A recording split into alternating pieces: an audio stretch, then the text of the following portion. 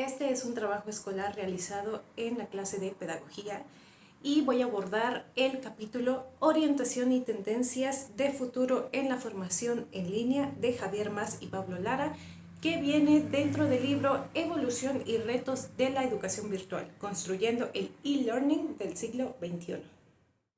El capítulo comienza hablándonos de cómo es que debemos de jugar con el futuro. Es decir, no debemos de plantearnos realmente cómo vamos a trabajar en el futuro, porque en muchas ocasiones el futuro no ha salido como nosotros pensábamos. Es decir, por ejemplo, hablando de Star Wars, ¿no? Nosotros todavía no viajamos en el futuro, es decir, digo, en el espacio. Todavía no tenemos la capacidad de poder viajar más allá de la luz. Sin embargo, eso es algo que se pensaba que se podía llegar a realizar. Era como, a lo mejor en el 2020 ya vamos a estar viajando al futuro o al pasado también, ¿no? También en muchas ocasiones se pensaba que, por ejemplo, los patines de viajar al futuro, ¿no? De los que volaban. Entonces, podemos indagar cómo va a realizarse el futuro, podemos indagar hacia dónde vamos a ir. Sin embargo, no podemos definir que vamos a llegar hasta allá, porque no es algo que realmente sepamos. Yo sé que suena muy lógico, sin embargo, a la hora de educar, a veces se nos olvida y no sabemos que muchas cosas en el futuro puede que no lleguen a pasar y a lo mejor podemos atinarle a algunas otras cosas. ¿Qué nos está pasando? Se ha continuado concibiendo y organizando bajo los mismos patrones, los modelos tradicionales, es decir, seguimos educando como se educaba a mis papás y como se educaba a la generación anterior y anterior y anterior. Es decir, no hemos revolucionado la forma en la que se va a educar. Actualmente no podemos educar de la misma manera porque los niños, los jóvenes, los adolescentes ya tienen mucha más información a la mano. Es decir, actualmente tenemos totalmente el Internet a manos de todos o la gran mayoría. Es decir, un niño puede acceder a Internet y puede acceder a la información que él quiera, que él busque. Es decir, en muchas ocasiones ya no van y preguntan, oye mamá, oye papá, ¿qué significa esto? Sino que ellos pueden ir directamente a cualquier web y preguntarle a la web lo que él quiera y la web le va a dar esa respuesta. No solamente en la web, tenemos redes sociales a los que no se deberían los niños acceder, sin embargo hay muchos niños que tienen acceso y ahí pueden empezar a generar también su propia ideología, si no tenemos cuidado, por supuesto. Tenemos que transformar estos esquemas actuales, tenemos que tener flexibilidad justamente por cuestiones de generacionales y de edad. Es decir, actualmente también con esta información, alguien de 70 años que quiera estudiar una segunda carrera, por supuesto que puede hacerla. Sin embargo, no vas a tratar igual a alguien de 70 que a alguien de 18 que acaba de salir de la universidad. Y es más por la idea de que a lo mejor alguien de 70 no tiene tanto acceso a la tecnología o no sabe cómo acceder a la tecnología como alguien de 18. Tenemos que saber también el contexto, ¿no?, en el que se ha desarrollado la persona. Tenemos que tener también una flexibilidad por amplitud de ámbitos de la actividad humana. Es decir, volviendo al tema de que alguien de 70 quiere estudiar una carrera, pues a lo mejor él ya está jubilado, ¿no? Entonces ya tiene mucho más tiempo para estudiar, tiene todas las características que quieran para poder estudiar con más flexibilidad. Y alguien de 18 a lo mejor tiene que trabajar también al mismo tiempo y no va a tener la misma flexibilidad de poder estudiar que alguien de 70. Entonces tenemos que también valorar cuáles son las cosas que tiene cada uno y cómo poder trabajar con ellos. Tenemos que tener maneras de trabajar, de comunicar, relacionarse unas entre otras y saber cómo esto nos va a dar la relación con la red y el desarrollo por las TIC. La definición exacta es tecnologías de la información y las comunicaciones, o TICs, es decir, todo lo que engloba aquella red. Por ejemplo, la web, las redes sociales. Dentro de las redes sociales tenemos también diferentes formas como WhatsApp, TikTok, Instagram. No todas se comunican de la misma manera, cada una tiene su algoritmo y su forma de comunicación. Igual dentro de la misma web, no es lo mismo entrar a Google que entrar a Opera, ¿no?, o Safari.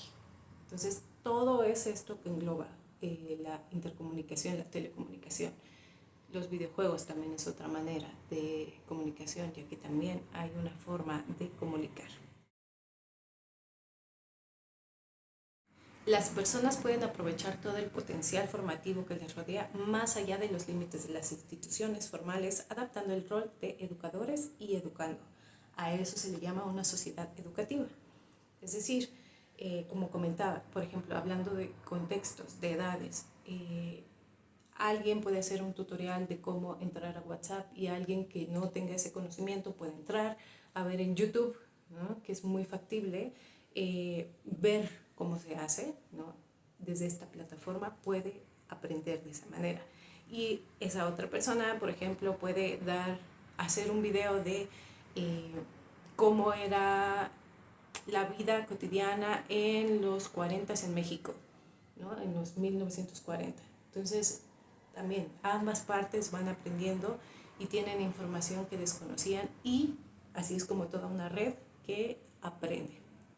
De la mano de la nueva web social, heterárquica y colaborativa, el mundo educativo se va concienciando de las fórmulas, las estructuras y los comportamientos básicos que tienen que sustentar la práctica educativa en la cada vez más tecnificada y compleja sociedad del conocimiento. Entonces, tenemos que tener conciencia justamente de que toda la información ahora se encuentra en la web, en todas las TICs, y que todos tenemos formas diferentes de aprender. Muy bien, aquí tenemos tendencias generales de la evolución de la formación en línea y tenemos algunas propuestas, retos y oportunidades de cada uno de los subtemas que nos presentan los autores. 1. La pérdida de la exclusividad tecnológica del e-learning.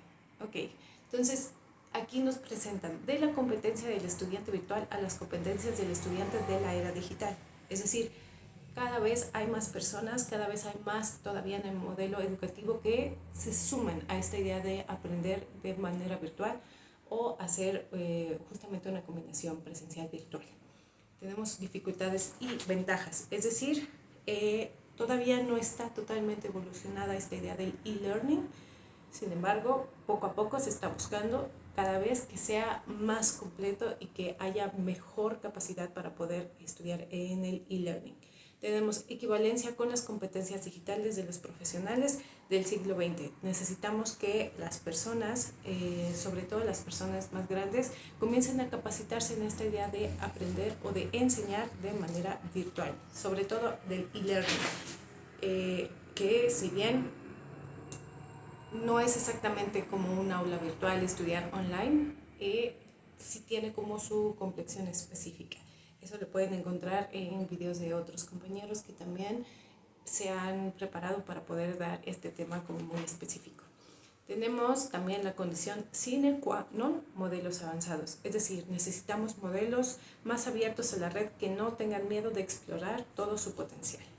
De ahí pasamos al siguiente subtema, que es el afloramiento del aprendizaje informal. Propuestas, retos y oportunidades. Tenemos aprendizaje informal y competencias del TIC. Es decir, como había dicho, aprendemos constantemente de estas redes sociales, de esta web. Como comentaba yo, a veces si yo tengo alguna duda de algún tema que me surgió por una serie, por ejemplo, voy y lo busco en internet. Entonces es más aprendizaje informal porque no estoy en una escuela para aprender, sino que por alguna razón surgió esta duda y entonces comienzo a aprender de manera virtual e informal. Tenemos ahora la aula virtual contra la PLE, que es la Personal Learning Environment. La PLE es el punto de confluencia entre la vida digital de los estudiantes, la actividad educativa formal y otros ámbitos. Esto es utilizado para contextos y finalidades distintas. Tenemos la apertura curricular y flexibilidad de diseño. Es decir, podemos tener o permitir una permeabilidad en esto, un grado de apertura y la verdad es que siempre son nuestros mejores aliados. Tenemos un contenido abierto, contenido de redes de conocimiento, contenidos formativos donde podemos encontrar la información que queramos. Y yo comentaba también en clase que esto se me hace una gran ventaja y una gran desventaja al mismo tiempo, ya que podemos encontrar información falsa, que es lo que pasa en muchas ocasiones. información falsa que a lo mejor nosotros también tenemos que aprender a discernir entre si es verdadero o si es falso. Como siguiente tenemos la interoperabilidad. ¿Qué es esto? Es decir, tenemos que tener soluciones, ¿no? Tecnológicas hechas a la medida, en un elevado grado de estructuración. Tenemos lo siguiente, que es evaluar para aprender. Es decir, todo lo imprevisto y nuevo que aflore a través de la experiencia formativa solo puede ser valorado mediante métodos de evaluación que permitan medir el aprendizaje con relación al proceso y al contexto relativo donde ha ocurrido. Como comentaba también, no es lo mismo aprender en los distintos contextos, inclusive, por ejemplo, muy sencillo, no es lo mismo el aprendizaje en el norte de México que en el sur de México o en el centro de México.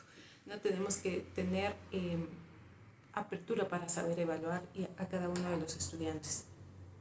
Tenemos la conexión entre la formación y la experiencia personal, que va muy ligado con el punto anterior, ¿no? Tenemos que tener en cuenta el contexto también de cada una de las personas. Tenemos, por último, el edutainment. Tenemos que también hacer esta educación más factible, más como un juego, casi como un entretenimiento para nuestros estudiantes. No podemos quedarnos con la educación muy estructurada, porque al tener tanta apertura en este momento ya es más abierto también el joven, los niños y los adolescentes. Nuestra tercera tendencia es más social y colaborativo que nunca. Nuestra primera propuesta, reto y oportunidad es: el hecho social es la sinapsis del conocimiento. El siguiente es la actividad formativa dentro de la identidad digital. La siguiente es la autonomía en la construcción de grupos. Luego tenemos la adecuación de las estructuras académicas y formativas y sistemas de visualización de redes de conocimiento. Como bien lo dice su título, la idea es hacernos más colaborativos, más sociales también dentro de todas las TICs, y que todo esto nos ayude también a tener un mayor conocimiento, que cosas que a lo mejor yo sé y ustedes no saben, podamos compartir ese conocimiento y así logremos aprender también entre nosotros mismos. También dentro de las estructuras académicas del e-learning, que podamos crear y formar ciertas actividades también que nos ayuden a tener una idea más social, más grupal, porque en muchas ocasiones también en nuestra escuela tradicional pasa de háganlo en equipo, sí, pero a lo mejor trabajan 3 y uno no, y entonces pues ahí se pierde también la colaboración. Y nuestra última tendencia es anytime, anywhere y anyway. Es decir, la ubicación es relevante y el lugar importa. Una concepción transmediática del conocimiento, del escritorio al sofá y dispositivos multidispositivos. Es decir, en esta idea del e-learning podemos estar aprendiendo en cualquier lugar del mundo. No necesitamos estar físicamente en una escuela para poder tener este conocimiento y para poder aprender. También podemos estar, ¿no? Por ejemplo, estudiando desde un sofá, desde una cama, por eso dice también del escritorio al sofá, ¿no?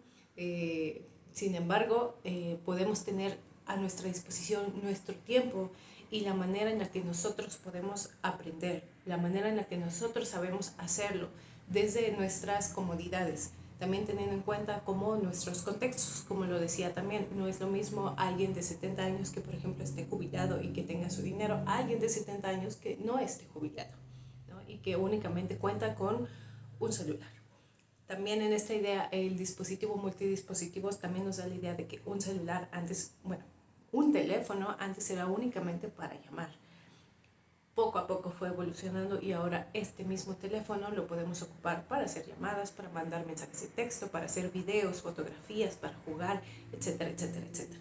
Ya no es únicamente una solución, sino podemos tener distintas funciones dentro de un mismo dispositivo. Hay que estar dispuestos a aceptar la posibilidad de que algunos estudiantes se sientan cómodos con estos planteamientos educativos nuevos y hay otros que no se van a sentir cómodos con ellos, que están más acostumbrados y que se sienten mucho mejor y cómodos dentro de una educación tradicional. Hay personas que son autodidactas como yo, en las que prefiero justamente que me den el trabajo y yo empezar a aprender con la ayuda también de una guía que es el maestro, y hay personas que necesitan que la guía esté siempre presente para poder estar aprendiendo de él. Entonces, de esto va este capítulo de este libro. Cualquier duda, cualquier pregunta, por supuesto pueden dejármelo en los comentarios y yo en su momento podré responderlas. Les agradezco mucho y les recuerdo que este es un ejercicio de parte de la materia de pedagogía de la licenciatura, el tercer año de la licenciatura del canto de la Escuela Superior de Música Fausto de Andrés y de Aguirre. Gracias.